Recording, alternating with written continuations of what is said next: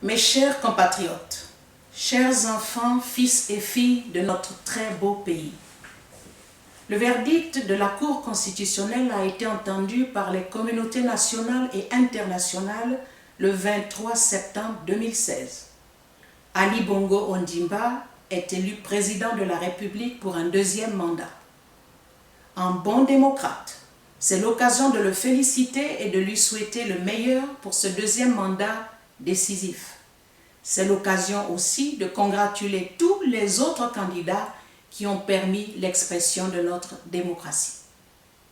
Ces derniers mois, les enfants du Gabon se sont ligués les uns contre les autres dans des joutes oratoires d'une virulence jamais égalée, mais de toute évidence aussi menaçante qu'un combat de corps à corps. Le consensus national en est très éprouvé. Nous devons désormais nous tourner tous vers un avenir commun pour reconstruire ce qui a été détruit, soigner ce qui a été blessé, consoler ceux qui ont été lourdement éprouvés par la perte d'un être cher. C'est le moment de travailler ensemble pour la réconciliation nationale. L'école de la démocratie, dont aucune de nos différentes langues ne peut nous donner la traduction, est une grossesse difficile, avec des douleurs intenses d'un accouchement qui tarde à venir. Et il sera davantage retardé tant que les mentalités ne seront pas transformées, tant que nous n'aurons pas compris que la démocratie, ce n'est pas aller à la guerre. La haine, les divisions, les rancunes, les déchirements entre enfants d'une même famille, la grande famille gabonaise.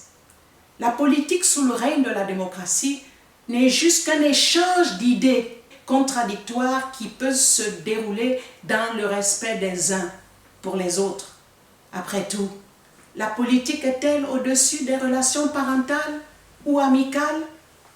Quand la politique sera passée, que ferons-nous?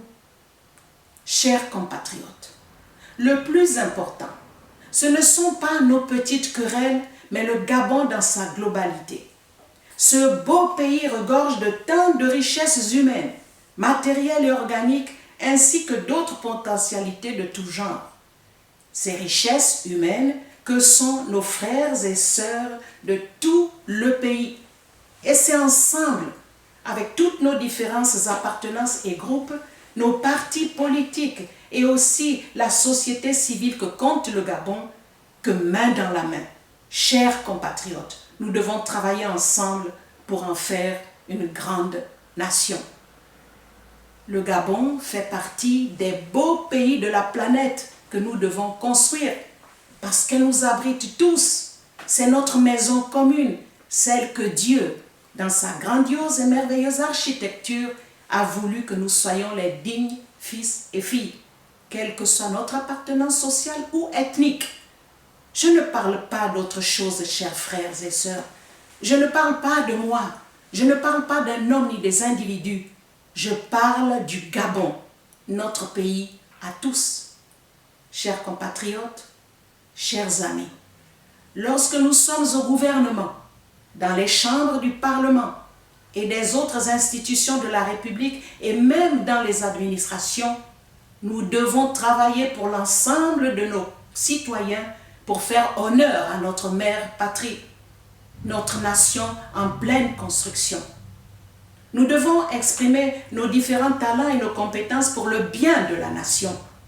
Le Gabon s'en portera mieux car chacun travaillera pour laisser dans l'histoire des traces de ses performances au lieu de chercher de faire plaisir à X ou Y.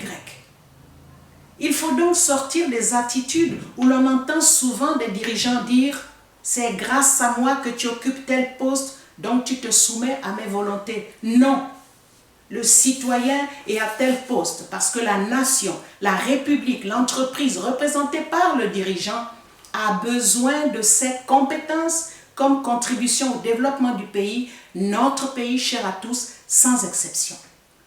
Et par ailleurs, on entend aussi « je n'accepterai jamais de travailler tant que ce pouvoir sera là ». Non, celui qui s'exprime ainsi doit savoir que s'il aime son pays, il n'adhère pas à un homme, mais à la grandeur qu'il veut accorder à son pays. Il ne doit pas donc priver le Gabon de ses compétences et de sa valeur. Les hommes passent, chers compatriotes. Les hommes passent. Les partis politiques sont ce que les hommes en font. Mais le Gabon demeurera éternel jusqu'à ce que Dieu en décide autrement.